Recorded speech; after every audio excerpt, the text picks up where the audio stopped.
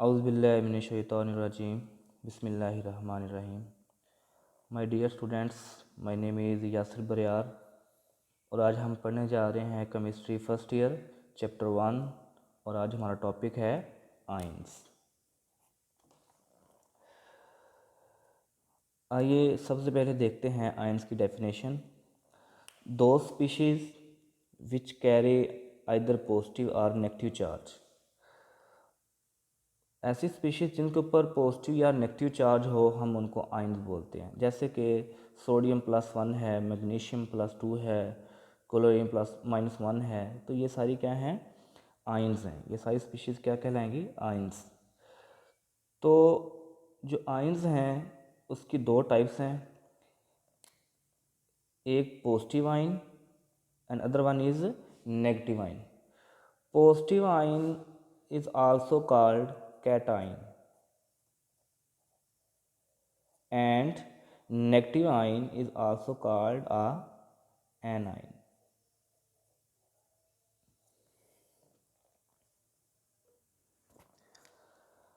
My dear students, आप ये बातें आप पिछली क्लास में पढ़ के आ चुके हैं, लेकिन आज मैं आपको बताऊंगा कि ये जो पॉजिटिव आयन को हम कैटायन कहते हैं और नेगेटिव आयन को एनायन कहते हैं, हम इनको कैटायन और एनायन क्यों कहते हैं। ज़रा देखिएगा, ये मेरे पास एक स्ट्रक्चर है, ये एक सेल है और इस सेल में ये दो इलेक्ट्रोड लगे होते हैं। जो इलेक्ट्रोड बैटरी के पॉजिटिव टर्मिनल से कनेक्ट किया जाता है उस इलेक्ट्रोड के ऊपर पॉजिटिव चार्ज आ जाता है और जिस इलेक्ट्रोड को बैटरी के नेगेटिव टर्मिनल के साथ कनेक्ट किया जाता है उस इलेक्ट्रोड के ऊपर नेगेटिव चार्ज आता है। अब यहाँ पे एक सॉल्यूशन पड़ा हुआ है जो कि इलेक्ट्रोलाइट सॉल्यूशन है। अब ये जो इलेक्ट्रोलाइट सॉल्यूशन है इसके अंदर पॉजिटिव चार्ज भी होंगे और नेगेटिव चार्ज भी होंगे। जब बैटरी को ऑन किया जाता है, जब इनको इलेक्ट्रोड को कनेक्ट किया जाता है बैटरी के टर्मिनल के साथ, करंट पास करवाया जाता है, होता क्या है कि ये जो आयंस हैं इलेक्ट्रोलाइट के, ये ऑपोजिट इलेक्ट्रोड की तरफ मूव करना शुरू कर देते हैं। अब ये जो इलेक्ट्रोलाइट है जिसके अंदर पॉजिटिव आयन भी मौजूद है, नेगेटिव आयन भी मौजूद है, ये जो पॉजिटिव आयन है ये कैथोड की तरफ मूव करना शुरू कर देते हैं। जिनके ऊपर नेगेटिव चार्ज है उसको ये जो इलेक्ट्रोड है जिसके ऊपर नेगेटिव चार्ज इसको कैथोड बोलते हैं और ये जो इलेक्ट्रोड है जिसके ऊपर पॉजिटिव चार्ज है इसको एनोड बोलते हैं। तो ये जो पॉजिटिव चार्ज है ये कैथोड की तरफ मूव करता है। अब कैथोड के ऊपर चार्ज कौन सा है, नेगेटिव है, लेकिन क्योंकि पॉजिटिव चार्ज कैथोड की तरफ मूव करता है और यहाँ पे जो कैथोड है वो Ca से स्टार्ट हो रहा है, इसलिए इस पॉजिटिव चार्ज को क्या बोल देते हैं, कैट आयन। सिमिलरली ये जो नेगेटिव आयन है, these ion move toward the anode और एनोड में पॉजिटिव चार्ज तो है लेकिन ये क्या कर रहा है, नेगेटिव आयंस को अपनी तरफ अट्रैक्ट कर रहा है। तो नेगेटिव आयन क्योंकि एनोड की तरफ जा रहे हैं इसलिए ये जो एनोड से इसका नाम निकला है एन आयन, क्योंकि एन आयन इसलिए इसको कहा गया क्योंकि ये जो नेगेटिव आयंस को अपनी तरफ अट्रैक्ट करता है, इसलिए ये एन आयन कहलाएगी। ये जो स्पीशीज़ हैं जो अट्रैक्ट हो रही हैं, जो पॉजिटिव वाली होंगी हम उसको कैटायन कहेंगे और जो नेगेटिव स्पीशीज़ हैं जो कि एनोड की तरफ जा रही हैं इसलिए हम इनको क्या बोलेंगे, एनायन बोलेंगे। तो ये एक्चुअली इसका ओरिजिन है कि हम इनको पॉजिटिव और नेगेटिव आयन को हम कैटायन और एनायन क्यों बोलते हैं। माय डियर स्टूडेंट्स, लेक्चर की मज़ीद डिटेल में जाने से पहले मैंने कुछ शॉर्ट क्वेश्चन लिखे हैं। ये शॉर्ट क्वेश्चंस आपके माइंड में होने चाहिए ताकि हम जब इसको पढ़ें आगे डिटेल में तो आपके ये शॉर्ट क्वेश्चन हैं वो साथ साथ सॉल्व होते जाएं। तो ये जो शॉर्ट क्वेश्चन है ये बड़े ही इंपॉर्टेंट है और टेक्निकल शॉर्ट क्वेश्चन हैं और मोस्टली ये पेपर में पूछे जाते हैं। माय डियर स्टूडेंट्स, एफएससी में जो क्वेश्चन पूछे जाते हैं वो बिल्कुल सिंपल से क्वेश्चन नहीं पूछे जाते हैं, ज़्यादातर क्वेश्चन की रीज़न्स पूछी जाती हैं। ठीक है, आपको हर चीज़ की रीज़न का पता होना चाहिए, तो ये बहुत ज़रूरी है। तो जो फर्स्ट क्वेश्चन है वो मोस्टली पूछा जाता है कि differentiate between positive ion and negative ion and second is formation of positive ion is an endothermic process. इसमें ये बताना है कि अगर जो पॉजिटिव आयन जब बनता है तो वो एंडोथर्मिक प्रोसेस होता है, इसको प्रूव करना है हमने। Similarly formation of di-negative ion is an endothermic but uninegative ion is exothermic process. आपको पता होना चाहिए कि डाई नेगेटिव आयन और यूनिनेगेटिव आयन क्या होता है। यूनि मीन एक, जब किसी एटम के अंदर एक इलेक्ट्रॉन इंटर होगा तो हम उसको यूनिनेगेटिव आयन बोलते हैं, जैसे कि Cl-1 है, ठीक है। और इसी तरह जब किसी एटम के अंदर दो इलेक्ट्रॉन इंटर हो जाएंगे तो हम उसको क्या बोलेंगे, डाई नेगेटिव आयन, ठीक है, जैसे कि ऑक्सीजन-2 है। तो वो कह रहा है जी अगर दो इलेक्ट्रॉन अगर डाई नेगेटिव आयन बने तो वो एंडोथर्मिक प्रोसेस होता है, लेकिन अगर यूनिनेगेटिव आयन बने तो वो एक्सोथर्मिक प्रोसेस होता है। ये हमने प्रूव करना है इसके अंदर। अब हम इसकी ज़रा डिटेल देखते हैं आयंस की। हमने फर्स्ट लेक्चर में पढ़ा एटम। एटम के बारे में जानना हमारे लिए बहुत ज़रूरी है। एटम क्या है? आपको पता है कि ये स्मॉलेस्ट पार्टिकल है किसी भी एलिमेंट का। अब एटम के अंदर जो ज़रा ये बेसिक्स हैं बच्चे, ये आपको आनी चाहिए कि एटम के अंदर प्रोटॉन और इलेक्ट्रॉन की जो तादाद है वो क्या होती है, सेम होती है। जितने नंबर ऑफ़ प्रोटॉन होते हैं उतने ही नंबर ऑफ़ इलेक्ट्रॉन होते हैं। और ओवरऑल एटम क्या होता है, न्यूट्रल पार्टिकल है, मतलब उसके ऊपर कोई चार्ज ओवरऑल नहीं होता है। तो अब हमने देखना है कि पॉजिटिव आयन और नेगेटिव आयन के दरमियान डिफ्रेंशिएट करते हैं, और साथ साथ ये सारे शॉर्ट क्वेश्चन भी आप लोगों के सॉल्व हो जाएंगे, ठीक है। तो जो पॉजिटिव आयन है ये कैसे बनता है, लॉस वन और मोर इलेक्ट्रॉन। जब कोई न्यूट्रल एटम हो आपके पास, जब उस एटम में से इलेक्ट्रॉन लॉस होंगे तो पॉजिटिव आयन बनेगा। इसी तरह जो नेगेटिव आयन है ये कैसे बनेगा, जब किसी न्यूट्रल एटम में इलेक्ट्रॉन इंटर होंगे, ऐड होंगे, ठीक है, तो गेन ऑफ वन और मोर इलेक्ट्रॉन। तो जब इलेक्ट्रॉन इंटर होंगे, ऐड होंगे किसी भी न्यूट्रल एटम के अंदर, तो क्या बनेगा, नेगेटिव आयन बनेगा, या हम उसको कहेंगे एनाइन। अब इसका ज़रा दूसरा पॉइंट समझिएगा ज़रा ज़रा बच्चे, कि मैं ज़रा एक ये स्ट्रक्चर बनाई है। मेरे पास पॉजिटिव आयन है, मैंने सोडियम लिया हुआ है। सोडियम का जो एटॉमिक नंबर है वो 11 होता है, ठीक है। ये इसकी स्ट्रक्चर बनी हुई है। फर्स्ट शेल में 2 इलेक्ट्रॉन, सेकंड में 8 और थर्ड में 1 इलेक्ट्रॉन। अब ज़रा देखें, हमने कहा कि जो एटम होता है इसके अंदर प्रोटॉन और इलेक्ट्रॉन की तादाद क्या होती है, सेम होती है। तो जितना किसी भी एलिमेंट का एटॉमिक नंबर होगा एटम का, उसके अंदर उतने ही प्रोटॉन होंगे, उसके अंदर उतने ही क्या होंगे, इलेक्ट्रॉन होंगे। तो अब 11 इसका इस एटम का एटॉमिक नंबर है, तो इसके अंदर प्रोटॉन भी 11 होंगे और इलेक्ट्रॉन भी क्या होंगे, 11 होंगे।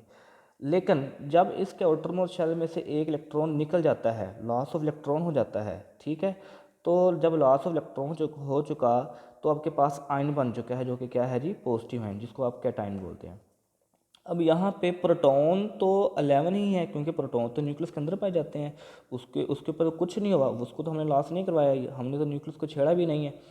लेकिन जो इलेक्ट्रॉन्स हैं वो अब यहाँ पे कितने रह चुके हैं, 10 रह चुके हैं। इसका मतलब ये हुआ कि जो पॉजिटिव आयन है उसके अंदर नंबर ऑफ प्रोटॉन की जो तादाद है वो इलेक्ट्रॉन की निस्बत क्या होती है, ज़्यादा होती है। सिमिलरली अगर हम नेगेटिव आयन को देखें तो नेगेटिव आयन, ये क्लोरीन है, क्लोरीन का एटॉमिक नंबर कितना होता है, 17। अब इसमें 17 ही प्रोटॉन होंगे और 17 ही क्या होंगे, इलेक्ट्रॉन होंगे। जब ये अब देखें इसके आउटर मोस्ट शेल में 7 इलेक्ट्रॉन हैं, इसको एक इलेक्ट्रॉन चाहिए खुद को स्टेबल करने के लिए। अब होगा क्या, जब ये एक इलेक्ट्रॉन गेन करती है तो अब प्रोटॉन तो न्यूक्लियस के अंदर है, वो तो 17 ही है, इलेक्ट्रॉन अब यहाँ पे कितने हो चुके हैं, 18। अब क्लोरीन के कितने इलेक्ट्रॉन हो चुके हैं, टोटल 18। अब यहाँ पे क्या होगा नेगेटिव आयन के अंदर, कि नंबर ऑफ़ इलेक्ट्रॉन्स जो हैं वो प्रोटॉन की निस्बत क्या होंगे, ज़्यादा होंगे, या नंबर ऑफ़ प्रोटॉन जो है वो इलेक्ट्रॉन की निस्बत क्या होंगे, लेस होंगे। तो ये मेरा सेकंड पॉइंट है कि number of proton positive ion के अंदर, number of proton is greater than electron. Similarly negative ion के अंदर क्या होगा कि number of proton is less than number of electron. अब माय डियर स्टूडेंट्स, इसका जो थर्ड पॉइंट है वो आपको याद करने के लिए एक छोटी सी टेक्निक है वो आप याद करेंगे। मैं एक सेंटेंस लिखता हूँ, Leo roar ger L mean loss, electron, E mean electron, O mean oxidation. मतलब लॉस ऑफ इलेक्ट्रॉन क्या कहलाएगी, oxidation. And G mean gain of electron, वो क्या कहलाएगा, रिडक्शन। ठीक है, जब इलेक्ट्रॉन लॉस होगा तो वो प्रोसेस क्या कहलाएगा, ऑक्सीडेशन। जब इलेक्ट्रॉन गेन होगा तो वो प्रोसेस क्या कहलाएगा, रिडक्शन। ये आपने याद करना है, ये बेसिक है, बहुत ज़रूरी है इसको याद करना। तो जो थर्ड पॉइंट है हमारा वो क्या है कि formation of cation is an oxidation process. आपको पता है कि जो कैटाइन है उसके अंदर इलेक्ट्रॉन क्या होता है, लॉस होता है, तो लॉस ऑफ इलेक्ट्रॉन क्या होगा, ऑक्सीडेशन। तो फॉर्मेशन ऑफ कैटाइन क्या हुई, फिर oxidation process. Similarly formation of anion, उसमें क्या होता है, इलेक्ट्रॉन गेन होता है, तो फॉर्मेशन ऑफ एनाइन क्या हुआ, फिर रिडक्शन प्रोसेस। ठीक है, क्योंकि एनाइन के अंदर इलेक्ट्रॉन्स क्या होते हैं, ऐड होते हैं। ठीक है जी। तो ये इसके एग्जांपल जैसे करें, फर्ज करें ये एक एटम है, जब इसके अंदर एक इलेक्ट्रॉन लॉस होगा तो ए पॉजिटिव चार्ज आएगा इसके ऊपर। सिमिलरली ये गेन ऑफ इलेक्ट्रॉन हुआ, ये इनका प्रोसेस जो है वो आपके सामने दिखाया गया है। नाउ जो नेक्स्ट इसका जो डिफरेंस है वो ये है कि size of cation is smaller than its parents atom. जो कैटाइन होता है उसका साइज़ पेरेंट एटम से क्या होता है, कम होता है। फॉर एग्जांपल अगर देखें, ये सोडियम है, ये पेरेंट एटम है, ठीक है। अब ये आयन बना हुआ है जो कि कैटाइन है। अब ये जो कैटाइन का साइज़ है वो एनाइन की निस्बत पेरेंट एटम की निस्बत कम क्यों होता है, वजह क्या है उसकी। वजह ये है, अब ज़रा देखें, सोडियम क्या करता है, अपने आउटरमोस्ट शेल से इलेक्ट्रॉन को लॉस कर देता है। जब ये इलेक्ट्रॉन को लॉस करेगा तो आउटरमोस्ट शेल में इलेक्ट्रॉन था ही एक, और ये इलेक्ट्रॉन क्या हो जाएगा जी, ये इलेक्ट्रॉन यहाँ से लॉस हो जाएगा और ये शेल ही यहाँ से क्या हो जाएगा, ख़त्म हो जाएगा। और आपके पास शेल कितने बच जाएंगे, यहाँ पे एटम के 2 शेल बच जाएंगे। अब एक तो रीज़न ये है साइज़ के कम होने की किसी भी एटम के, कि एक तो जब इलेक्ट्रॉन लॉस होता है शेल के लॉस की वजह से, ठीक है, शेल लॉस हो जाता है। दूसरी रीज़न क्या है कि साइज़ कम है कैटाइन का, वो ये है imbalancement ratio of electron proton. अब ज़रा देखें कि जो पेरेंट एटम है इसके अंदर नंबर ऑफ प्रोटॉन और नंबर ऑफ इलेक्ट्रॉन क्या होते हैं, सेम होते हैं। अब जब कैटाइन बन जाता है, अब यहाँ पे प्रोटॉन की तादाद ज़्यादा होती है और इलेक्ट्रॉन की तादाद क्या होती है, कम होती है। अब इसका मतलब ये हुआ कि जो न्यूक्लियस है, मतलब जिसको हमने प्रोटॉन बोलते हैं इसको, अब ये जो प्रोटॉन है ये ज़्यादा आउटरमोस्ट शेल के अंदर जो इलेक्ट्रॉन्स हैं उनको अपनी तरफ अट्रैक्ट करेगा, क्योंकि अब इनकी मैग्नीट्यूड क्या हो चुकी है, ज़्यादा हो चुकी है। इसकी जो अट्रैक्शन है आउटरमोस्ट शेल पे अब क्या हो जाएगी, ज़्यादा हो जाएगी। जब अट्रैक्शन ज़्यादा हो जाएगी तो शेल जो है वो बेंड हो जाएगा और इसका साइज़ क्या हो जाएगा जी, कम हो जाएगा। सिमिलरली ये जो नेगेटिव आयन होता है, इसमें जो एनाइन है इसका साइज़ पेरेंट एटम की निस्बत क्या होता है, बड़ा होता है। उसकी क्या वजह है, ज़रा देखें।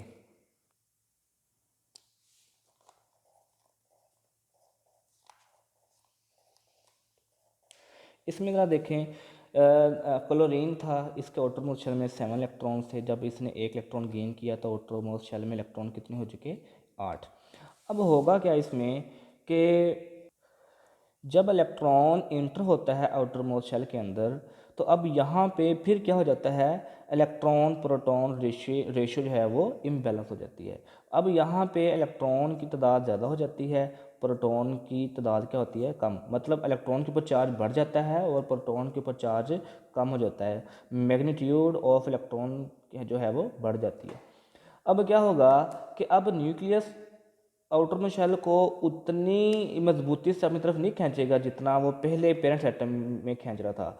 अब क्योंकि इलेक्ट्रॉन और आ चुका है, अब ये इलेक्ट्रॉन आपस में एक दूसरे को रिपेल भी कर रहे हैं और न्यूक्लियस की ट्रैक्शन आउटर मोस्ट शेल के ऊपर इतनी ज़्यादा अब नहीं रही और ये इलेक्ट्रॉन्स क्या हो जाते हैं, ये शेल जो है ये एक्सपैंड हो जाता है ड्यू टू रिपल्जन। ठीक है, क्योंकि अब न्यूक्लियस तो उतना मजबूती से इसको नहीं खींच रहा अपनी तरफ। अब एक इलेक्ट्रॉन के ऐड होने की वजह से ये जो शेल है वो क्या हो जाता है, एक्सपेंड हो जाता है, क्योंकि इलेक्ट्रॉन्स के दरमियान आपस में रिपल्जन बढ़ जाती है।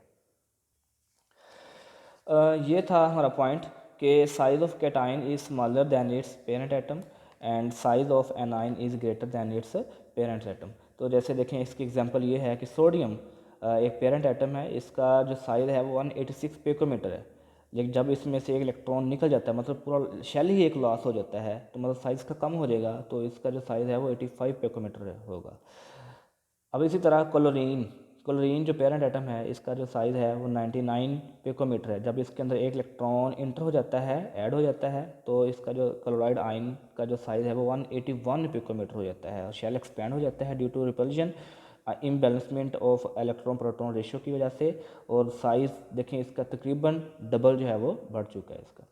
यही वजह है कि साइज़ जो है वो बढ़ जाता है। अब क्वेश्चन ये भी आ सकता है, ये जो मैंने अभी बताया है कि साइज़ क्यों कैटाइन का स्मॉलर होता है, एनाइन का ज़्यादा होता है पेरेंट एटम से, तो आप इसके अंदर ये 2 रीज़न लिखेंगे जो मैंने अभी आपको बताई हैं।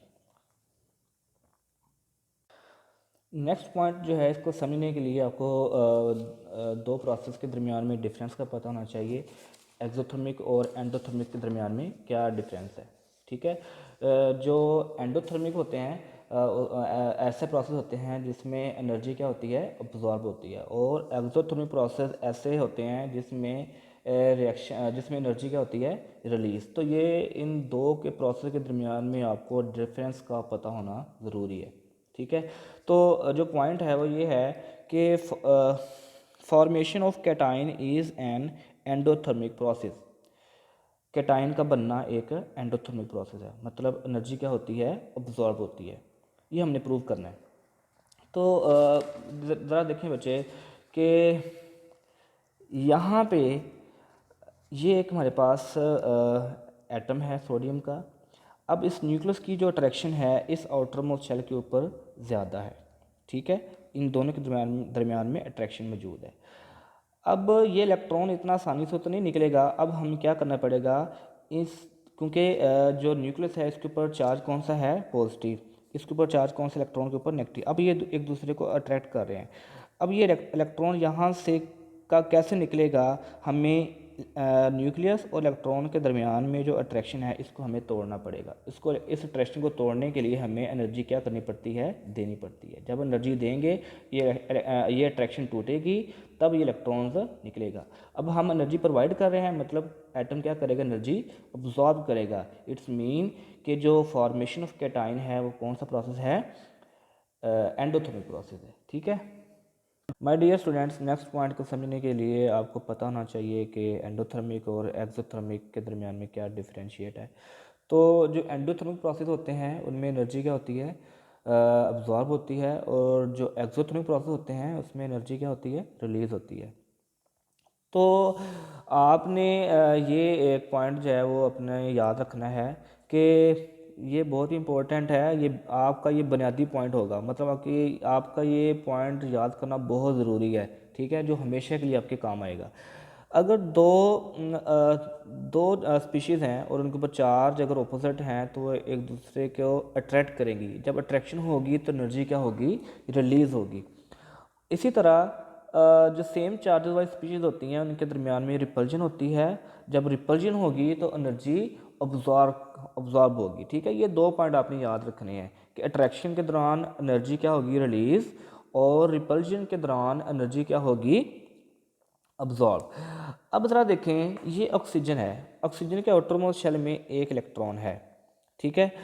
पॉइंट यहाँ पे बड़ा टेक्निकल सा है। क्वेश्चन जो पूछा गया है वो ये है कि जो फॉर्मेशन ऑफ एनाइन है वो एक्सोथर्मिक है फॉर यूरिन एक्टिव आयन। अगर एक इलेक्ट्रॉन मतलब ऐड होता है तो वो एक्सोथर्मिक प्रोसेस होगा। अगर आप उसी के अंदर एक और इलेक्ट्रॉन ऐड कर देते हैं तो वो एंडोथर्मिक प्रोसेस बन जाता है। ये हमने प्रूव करना है। तो ये ऑक्सीजन है। ऑक्सीजन के अंदर जब आप एक इलेक्ट्रॉन ऐड करते हैं तो इस इलेक्ट्रॉन के ऊपर 2 तरह की फोर्स जो हैं वो एक्ट करती हैं। रिपल्सिव फोर्स भी एक्ट करती हैं और अट्रैक्टिव फोर्सेस भी।